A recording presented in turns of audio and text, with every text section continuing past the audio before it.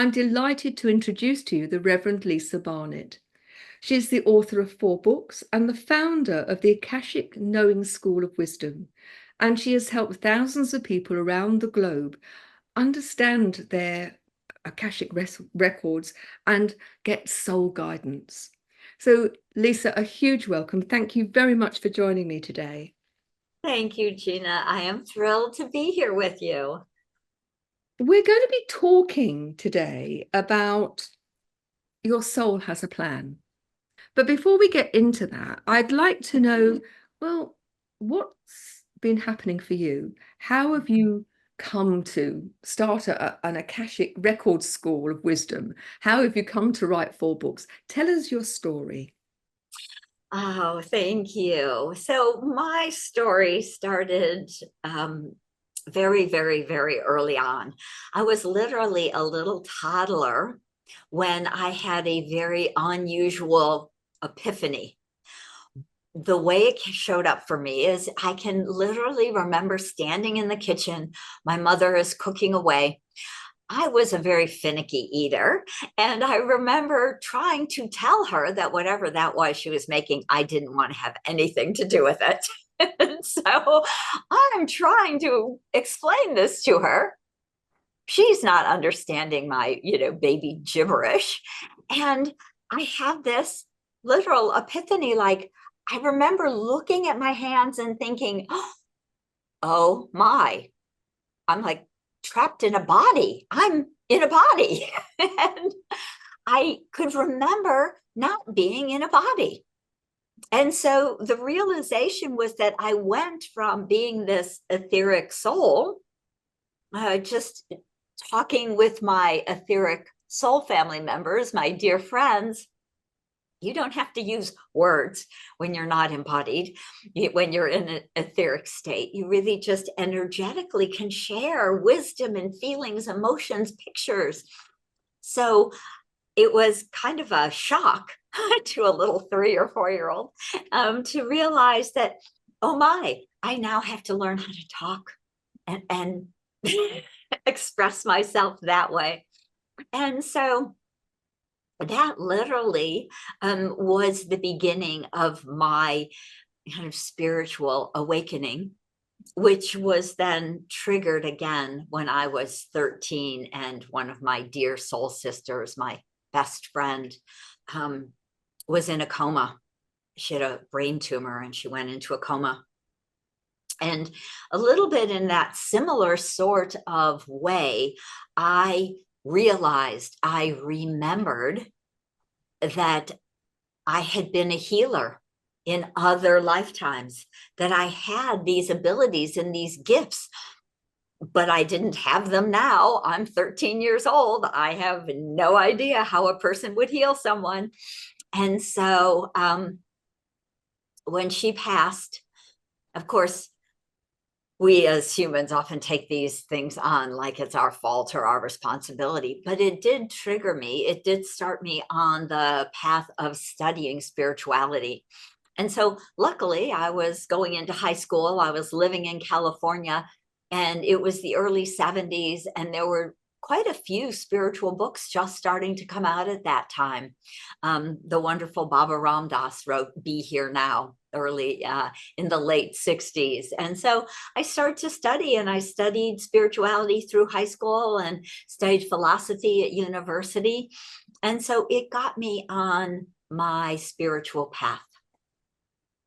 You know, I think there are probably many people who are listening to this who perhaps have had experiences that they can't explain. And you talk about being a very young child and just knowing that things weren't quite as you thought they should be.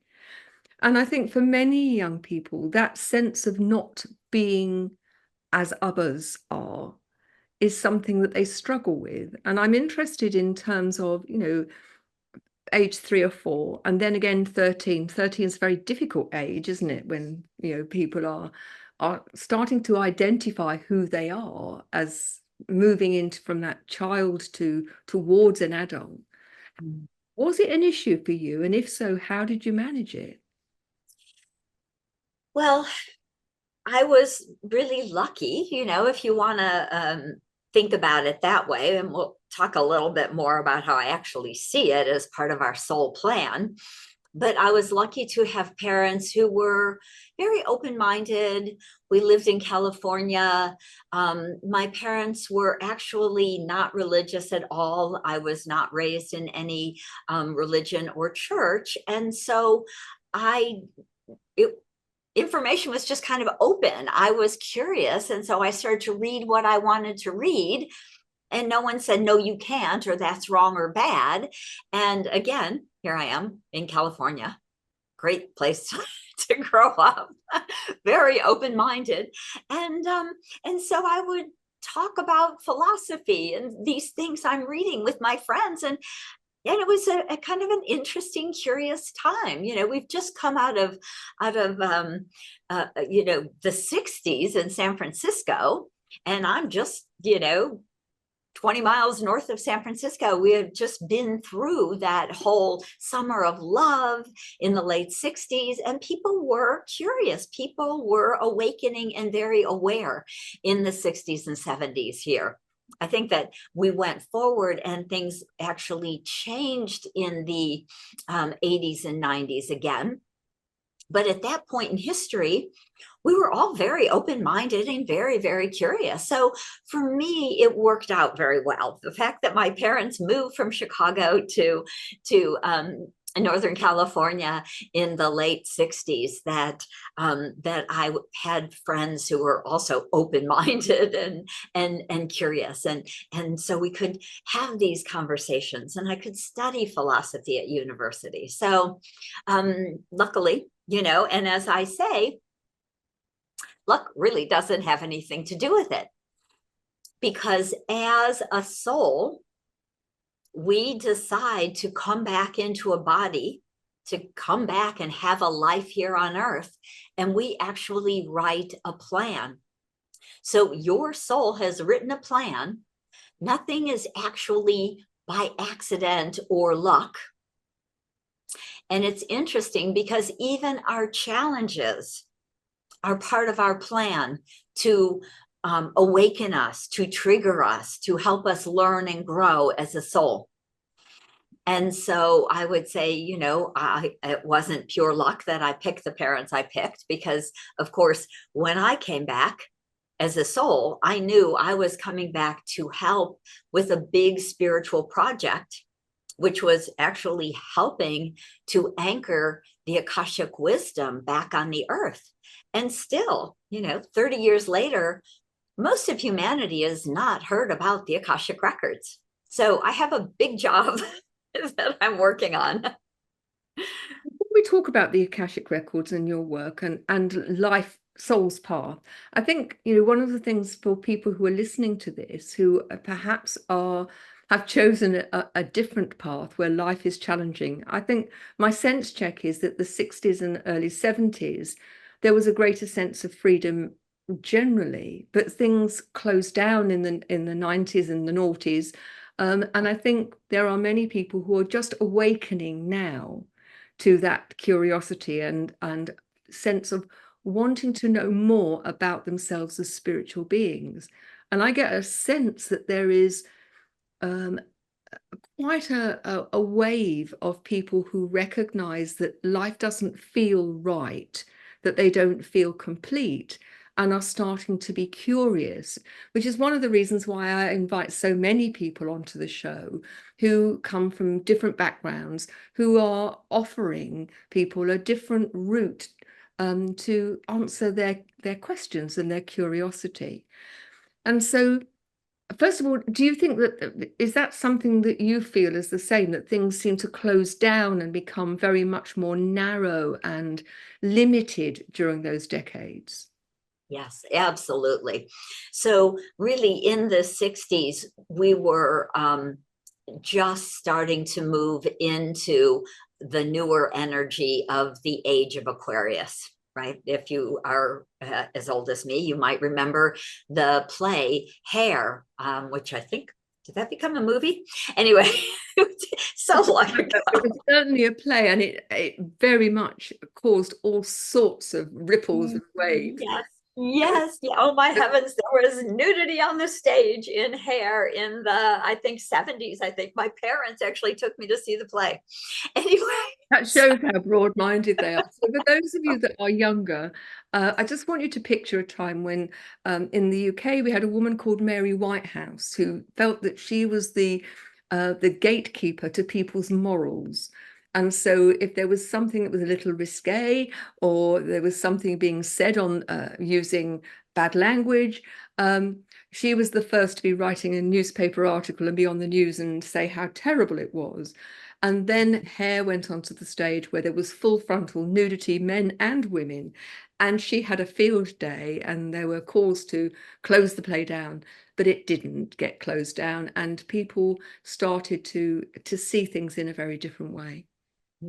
Yes, yes, you know, and that was for me a great gift to be growing up at that time. And on top of it, in California, where we didn't have a Mary Whitehouse there, who was trying to shut everything down. But what it is energetically we are always, right, our planet, our solar system, our, you know, our whole galaxy is always in motion. It is always moving, and so the stars align literally differently over time. And so astrologically, we are moving into a higher energy vibration in alignment to the center of the galaxy, to a higher, more light reaching the earth. We're actually seeing it in more solar flares right now, even, and more aurora borealis all over the world. And that's actually more light, more energy coming to the planet. And it affects us, whether we talk about it or not. You know, I don't know that there's that many people who are reminding us we are very sensitive souls in bodies, and those solar flares and that more light and more energy is helping humanity to raise its vibration and actually start to wake up a little bit more slowly but surely. So what we saw from the 60s to the 80s and 90s and 2000s was we literally saw that kind of um, uh, um, what do they call that? When you kind of go forward and then you jump back, right? That backlash of energy. Um, it was just starting in the 60s. It wasn't completely aligned for it to continue expanding as many of us had really hoped. So we had that kind of backlash. And then now, as we moved into, you know, 2012 again, you know, another big date historically, it really started to open and flow, but it's slow, right? We can't wake up in a minute. That would discombobulate the whole of humanity.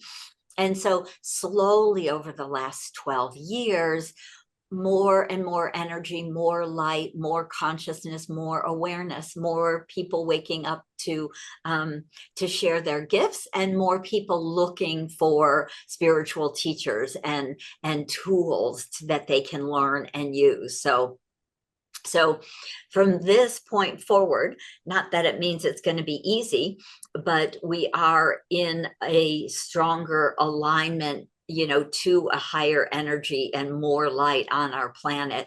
And I believe that going forward, we will eventually truly awaken. And I imagine that it will take a lot of years and maybe a few rounds of generations, right? So I think we'll have some big shifts in the next 5 years, and then on for the next 50 or 100 years. And, you know, we have to, part of what happens is some of the old paradigms that have held us stuck need to be broken up, right?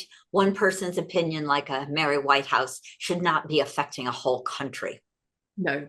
And to be fair, there were people who were very much against her point of view, but it was just an example. There'll be many people who don't understand what an Akashic record is. And before we get too far into our conversation, I'd like you to explain to people what are the Akashic records and why are they so important?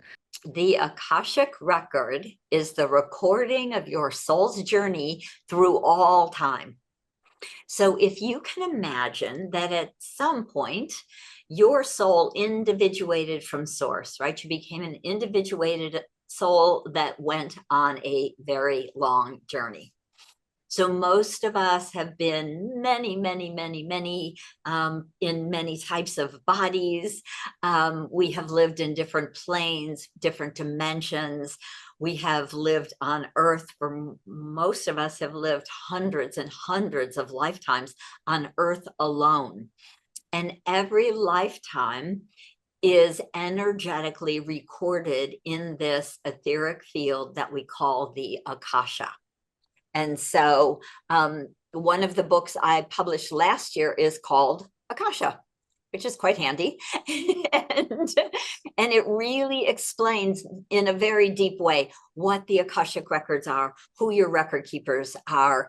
And it's got 20 beautiful stories that were written by other people who have had experiences in this Akashic Records and how those have changed their lives or helped them in a situation. So it's a great book if you're really new to this information and curious. And that way you get other people's experience, not just mine. So I've got a couple So of yeah. questions. Is it just the record of what has been, or within that, is there a map or a directory, if you like, of what is going to happen? And how does that work with free will? So if you imagine that you have a whole library, right, which is what your Akashic record is, you have a team of librarians who Mm. I call the Akashic record keepers, and they help you. They are in service to just you, your own personal library, your own team of librarians in service just to you. And so we can ask so many questions about one, our soul plan. What were we thinking when we came here? So we write a plan, but the important thing is that it's not written in stone.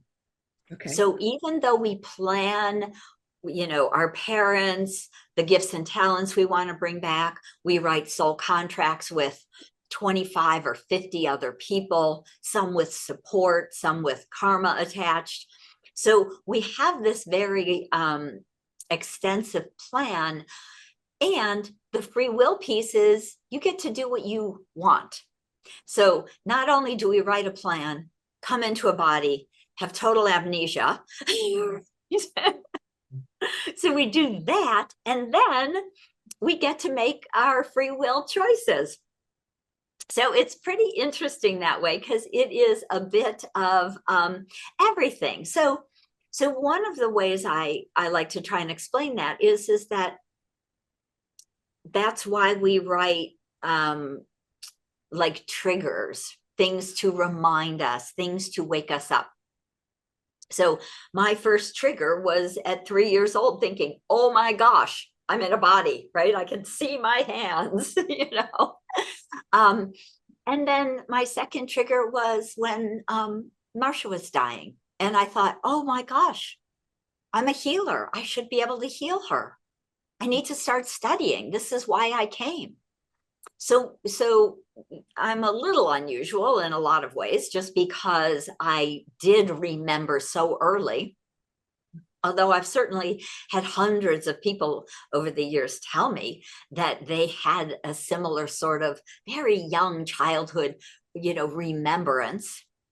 And it's not so unusual in those teen years when we kind of are like, I feel like the black sheep, or I feel like I'm from a different planet or galaxy. I don't think I'm from this earth, right? So those are all kind of memories. Those are triggers. And when we start to follow that road, we often get a lot of information that can help us, transform our lives, remember who we are, start to access deeper soul guidance and wisdom. So we don't have to do anything. You can write a whole plan and completely and utterly ignore it, And then in the end, usually you'll say, darn it, what was I thinking? Now I'm going to go back again. So that was going to be one of my questions. Is that plan for individual lifetimes, or is it overall, or is it a mixture of both? And if you don't complete your plan, do you have to go back to the drawing board and create a new plan and have a second or a third or 103rd chance to actually get it right this time? It really is a combination of some of those things. So we the other thing we have and do is, as again, infinite souls, you haven't had one or two lives here. You have had, let's just go thousands and millions of lives, hundreds up to maybe even 1,000 on Earth, but thousands and millions in other realms and worlds. So your soul has been out there doing lots and lots of things over time in different realms also. So when we come to the earthly realm, the Akashic Records is, the majority of it is about kind of our earthly lives, which can be all past lives and this life, and sometimes our projection into the future of this life, right? But because again, we have this free will, you can't plan out, 10 lives in advance, because Who knows where you're going to be at the adaptation. end of one? Yeah, right. You could be doing the same thing over and over and over again because we don't listen very often to the triggers, do we? The universe sends us a a poke. It pokes us and then it slaps us and then it kicks us. And sometimes it takes a lot before we start to listen to what's really going on and start to make those changes, doesn't it? Right, absolutely. And when we come to learn, this is why most of us have had over 500 lifetimes, because you might be wanting to learn about even something like kindness and compassion, but when you're stuck in survival mode, kindness and compassion is not going to come in for a very long time, because survival is all you can think about. And sometimes those survival, that mode of being in survival means that you are stealing from other people. You might be, I just had a client the other day who said that her sister got hold of all of the parents' properties, and we're saying that each of the siblings had to buy it back from her, right? So even though it was in the will, Wow. right? I bet that caused a few ripples. Right. Well, they ended up having to get a lawyer and fight the will for it, but those are kind of survival mode. I am afraid, I am terrified that I will not live unless I can hoard everybody's money. And so, that's one simple example, but we have hundreds and hundreds of very challenging lifetimes where we are really trying to survive, even in this lifetime. Our world is a challenging place to live. So many of us are in that place of survival. And it's not until we can kind of get comfortable enough, as a rule, that we have a roof over our head and we have money coming in to eat and to, take care of us and our families, that we can start to move past that into a level of kind of awakening and spirituality. But so, it's not only each of us on these processes, but we have collective energies, and the energy of humanity for a very long time has been stuck in those lower vibrational emotions of anger and guilt and jealousy and shame and blame. And when we're stuck in those emotions, it's a little hard to move into compassion and forgiveness. But the good news is that all of this extra energy and light that is coming to the earth now is helping us to really energetically, unconsciously, you raise your vibration, you feel a little better, you feel safer, you feel more trust, which allows you to be more kind or caring or compassionate to the people around you, right? And it allows you to maybe forgive somebody who hurt you, because you can understand they're really struggling with their own traumas and their own survival, and they can't see, enough to be kind. And so we start to be able to be forgiving and compassionate in a greater way. And so the really beautiful part is that as we are raising our energy, which is just being compassion and forgiveness and love, is a way higher energy than, of course, blame or shame or guilt or fear or anger. When we move up into this energy of love and compassion, because we are all very magnetic beings, every single human is a magnet, we call back to us what we express out. So when we express love, we receive love. When we express compassion, we receive compassion. When we express anger and fear, we receive anger and fear. And so as we're moving forward at this beautiful time in history, one of the first things to start to realize is that we are not victims, that we wrote a complex soul plan. And when we can express in higher emotions, such as kindness and love and forgiveness and caring, that is the world we are creating, and that's what we will see in our world. And so as we, it's an ongoing process. It's nothing, again, is written in stone. We can choose to make a different choice any day, right? You can be living in fear and trauma. And if you hear this and you go, oh my gosh, I think I'll try love. I think I'll do some of these meditations, and maybe I'll read, Lisa's book about your soul has a plan, and I'll try some of these meditations and these healing prayers that I've channeled that are in my books. And people start to shift, and day by day, a little by little, and then we go, wow, I feel better, and life is better, and I found a new friend or a new partner, or I've been offered a new higher paying job, right? So step by step. It's interesting, isn't it? We get what we focus on. And you talk about the energy we give out, that we attract back. And I think that's really true. And if you're focusing on all of the negative things in life, then life feels more negative. And so even a simple thing like choosing what you watch, what you read, who you spend your time with is going to make a big difference. We've got a couple of minutes before the break, and I don't want to spend too much time on this because I want to get on to your school and Soul Path, and there's lots more to talk about. But again, for people who are not really familiar with karma and how that operates, and I know I'm probably asking the impossible, but can you give us a brief explanation of karma?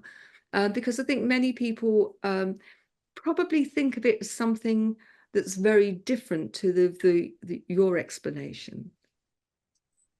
Yeah, so we have looked at karma as a punishment on our planet for a very long time. Often people will say, like that's going to come back and bite you, right? You're going to, karmically, you'll get your due. And it isn't true. The truth about karma is that as we plan to learn and grow, we are working with what I would refer to as a karmic pattern. And that pattern might be around learning about jealousy, learning about competition, learning about, kind of love and hate, or even the big kind of dichotomies in the world, right or wrong, good or bad, right? So as we literally write some of these challenges into our lifetime so that we may, just as my earlier story about the woman whose sister wanted to keep everybody's house, because she was living in fear and survival and lack, right? Mm-hmm. And her sister, part of that karmic pattern, it was a learning contract. It was a contract between these two sisters, one who was trying to understand that, stealing everybody else's house isn't going to create a beautiful, abundant life. And the other sister's karmic pattern that she was working on was about realizing that it's time for her to stand in her truth, step up into her power, and not let people run over her anymore. And so her learning, her growth was, of course, the karmic pattern is like, this woman's trying to steal my house. But the growth was about, I can stand up for myself. I can hire a lawyer and have them settle this in court, because this is legally my house, right? And so she got to learn to stand up and speak her truth. And her sister got to realize, you cannot bully people and steal from them and have a good life, right? Have a loving and happy life. And so these are not punishments, but they're how the soul wants to learn. So, Lisa, tell us about how you came to set up the school, why, and what goes on within the school. So many years ago, when I first started to hear the Akashic record keepers talk to me, they said to me, will you help us re-anchor this Akashic energy back on Earth? And I said, sure. Why? Kind of explain, please. And they said that during the Dark Ages, so that was around 1000 AD, they pulled the energy of the Akashic field away from Earth, because people who could access the Akashic records were able to, they were misusing the information to find people's gold or their money, to win wars, to take over control. And so people were misusing, in this Dark Ages, right, low vibrational time in history, they were misusing the Akashic information for their own gain, for personal gain. And so the energy of the Akasha was pulled away from the planet, so it became harder. Only really the mystics, right, the sages were able to access that information. So coming into the 1980s and 90s, this again dawning of this new age of Aquarius, they said it's time to re-anchor the energy, because access into the Akashic records is everyone's birthright. And so they said, we need to re-anchor it, because most people have forgotten about the Akashic records. And so they asked me to write these books, and I do a lot of telesummits, podcasts, radio shows, right? I speak all the time at different events and expos, and to share this wisdom, because it's very empowering to realize that you are an ancient and infinite soul, that your soul has a plan, and that you can understand that plan in a bigger way, to really start to be living a guided life, to walk that path that your soul had planned for you. So they then said, now that people are starting to wake up to what the Akashic records are, please start teaching people to access the Akashic records for themselves. And so again, I said, okay, how? And they said, we will give you a 5-step wisdom prayer system that you can teach your students. And so I started a school. I wrote up manuals, right? I started to share the information, and have been teaching, again, thousands and thousands and thousands of students around the world. I teach online workshops.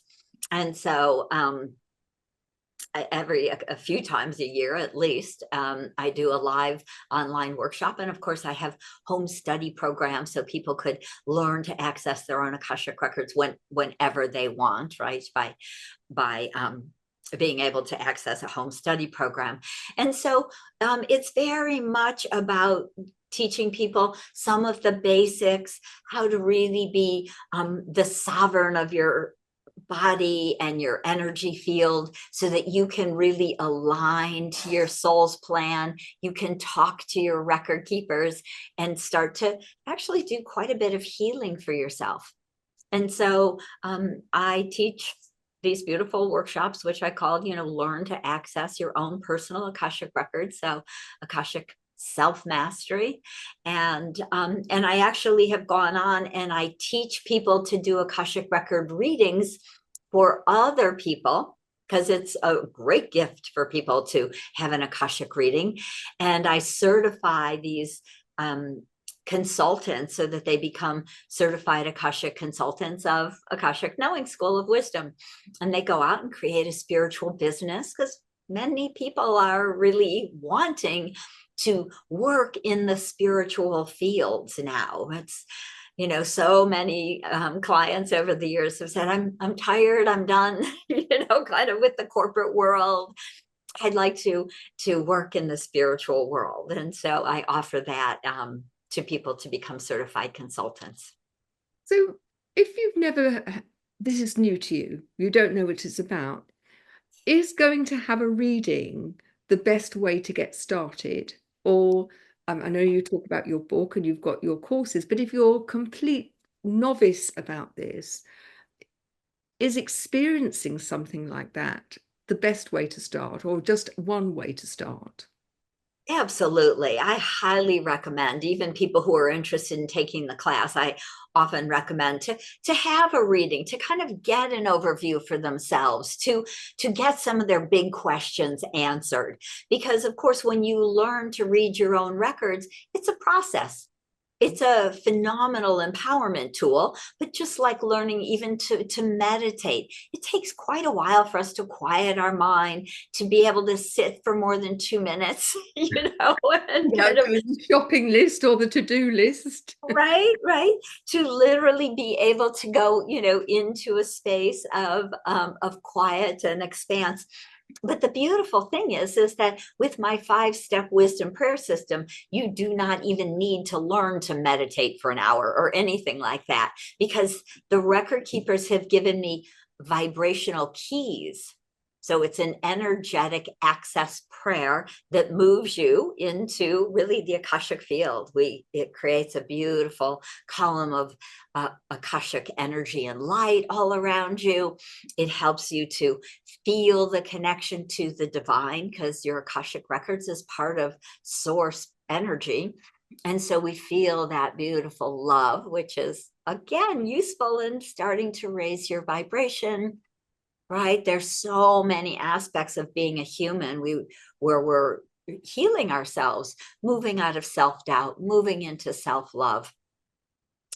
All of these different aspects. So I teach a lot of tools, as well as the 5-step wisdom prayer system, where my students start to read the records. But I have almost a dozen certified consultants on my website who do Akashic readings, you know, for a lower price. And as well as I've got 2 beautiful teachers who also teach my work and do readings and healings, as well as, of course, I still do Akashic readings and healings for clients. So you can find all of that also on my website. And the website address is? It is akashicknowing.com. So AKASHIC knowing, KNOWING.com. Brilliant, thank you. So what I'd like you to do for us before we go to our next break is to give us some examples of how people can use reading their own Akashic records, or getting somebody else to read them, how that can help them in everyday life. Beautiful. Yes. So when you start to understand that your soul wrote a plan, one of the things that I find clients are often really interested in is, do I have a soul contract with my, you know, fill in the blank, my mother, my father, my spouse, my child, my best friend, my sibling, Yeah. right? Because often we have challenging experiences with these people, and sometimes we have these most beautiful supportive experiences with these people. So we're often kind of curious, what kind of contract did I write with them? Are they part of my soul family? Do I have a contract that has the learning and growth or karma attached? And so people are very curious, and it really helps them to understand, and often to you know, to kind of come to terms with some of these relationships. just as I've mentioned my client just the other day who had gone through this whole thing with her sister and the houses and the relationship with the father. She had quite a few challenging relationships and always wondered why. So when she realized some of the reasons that she had these soul contracts or didn't have a soul contract with someone, she was like, oh my gosh, now that makes so much sense. Like, I can stop blaming myself for not being a good person, or I can stop feeling bad that I've disowned that sister, right? It's like, no, it was karmic growth. You both wrote a contract. You plan to learn from this. Now, whether your sister learns from it or not is honestly not your responsibility, right? We each write a contract. We can only do our side of the contract. So you can complete your side. The other person, if they don't complete their side, they will go on and they will find other people to work through those karmic patterns with, right? So you can walk away really knowing that you have done your part of the contract. And so that kind of frees you up, and that freedom is phenomenal. We get a lot of that when we start to ask these bigger questions in the Akashic Records. So here's my question. If you have a contract with someone and you are aware of the learning that's coming from that contract, can you then choose to end that contract, or is that done at some other level? Is it about your your reading of whether you've learned enough, or is it sources reading? How does that work?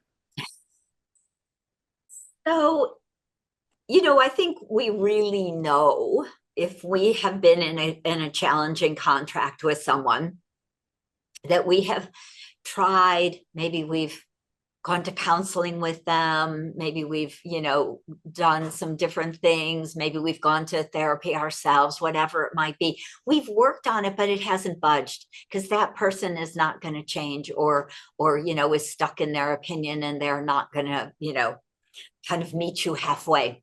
We know, the contract becomes really null and void if we do our work and they don't do theirs.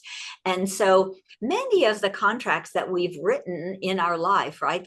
Most of us have 25 or 50 different contracts. Many of them are short-lived. Some of them are just about learning a lesson. We might get it in a minute and we're out, right? We're like, oh, I get it. I occasionally talk about my first husband because I had really a lovely first husband. We were only married for just over a year. He had some addictive tendencies. We went to counseling and therapy and things weren't changing. And my epiphany, right? My karmic pattern that I needed to learn, really important for me, was that I cannot save someone else. No. Right? So as a healer, it was important for me to go, I can't change you. I cannot save you. If I stay married to you and you're not going to change, it's only really, pulling me down or slowing me down on my path because we've tried these steps. And so you can actually be complicit, can't you, in other people's addiction? You can enable them by standing by them. Right, exactly. And so it was a very clear and important learning for me, again, in all of my life, because otherwise I was believing it was my responsibility. And many of us do. We are very well trained to believe that we need to take care of everyone in our life. But the record keepers say that's not the truth. And very often we're taking care of everybody else's stuff because it's easier to deal with that than it is to deal with our own. Absolutely. So and again, another big contract that it's important that we start to change in this for humanity, for ourselves and for everyone, is that we're responsible and we can fix you and we can save you and we can change you, and that if you do it for yourself, you're selfish. Right? So it's a huge piece of learning around self-love.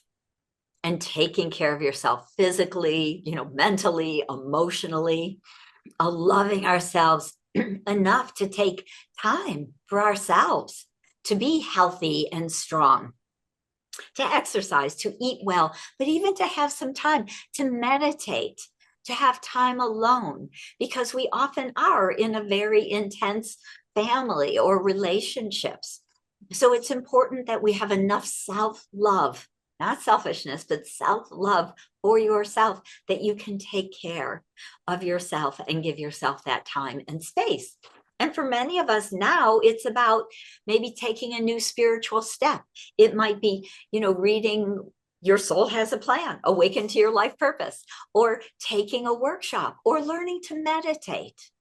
So these are all really important self-care so that we can grow as a wise and infinite soul. We're going to go for a short break now. While you're at the break, just to think about how often do you take care of yourself? And I want to make the distinction between self-love and self-indulgence, because sometimes that gets a bit blurry. Lisa, you've already mentioned some of your books, but I think it would be helpful for people to understand the 4 books and perhaps which order, if there is an order, that they should dip into them. Yes, yeah. So order, it's kind of, I actually wrote them in backwards order. So I'm going to tell you. Books. I'm the same with some of mine. Isn't it funny but true? So Akasha is the last book that I wrote. It came out in August of 2023, and it is a fabulous general book. This is the one that has who are the Akashic Record Keepers? What are your Akashic Records? 20 beautiful stories from other people of their experiences in the Akashic Records, as well as it has a short version of my 5-step wisdom prayer system. So you can actually read about it, try it out, practice it, start to learn to read your own records with Akasha. Okay. And Your Soul Has a Plan is really a deep dive into understanding the plan that your soul wrote before embodying. And we talk about soul contracts, we talk about karma, we talk about abundance of all kinds. We really talk about gifts and talents and how they are what we think of as purpose. We really talk about how we gain wisdom from our past lives, and how trauma can be a block to freedom, and how we can unravel some of our emotional pain and karmic patterns. And so that is like a great second read. And the others are a little, one of the books that I find people really love is From Questioning to Knowing, 73 Healing Prayers to Transform Your Life. And it has a beautiful foreword by Jack Canfield, who is the author of Chicken Soup for the Soul, who has been around, a beautiful teacher forever. And this book, somebody was just even telling me today that they carry it around with them in their purse, because it has these 73 healing prayers. So there are prayers. This is almost more general. Again, you could almost say, well, that would also be a great first book if you want to do a lot of healing and you want to read through these 73 prayers that the record keepers have given us. So there is a prayer of self-trust, a prayer for strength, a prayer for alignment. There's a beautiful prayer for world peace, as well as a prayer for healing family relationships, a prayer to help you let go of guilt, to step into courage, to release past life vows, right? That's a few of the 73 prayers. So and that is, kind of another one that a lot of people have and they use on a regular daily basis. And then the final one is my deeper dive into the Akashic Records. The Infinite Wisdom of the Akashic Records is my really full How to Access Your Akashic Records book. And it gives you a deeper dive into the 5-step wisdom prayer system. And of course, over the years, because this came out in 2015, over the years, I've obviously had hundreds and hundreds of people tell me how they've learned how to access their own Akashic records just by reading my book. And many of them then say, I love the book so much, I want to come take a live course with you. And so I continue to teach live online workshops and teach you my 5-step wisdom prayer system. So we're almost out of time. Just tell people where they can find your books and where they can find you.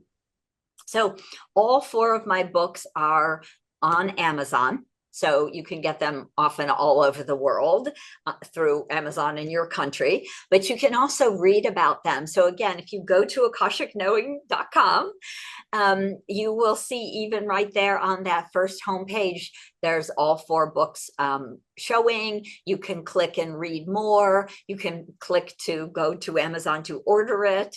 So you will find my next upcoming workshop to learn to read your records. You will find my 4 books. You will be able to find me if you want to do an Akashic reading with me or one of my teachers or one of my certified consultants, all on my website at akashickknowing.com.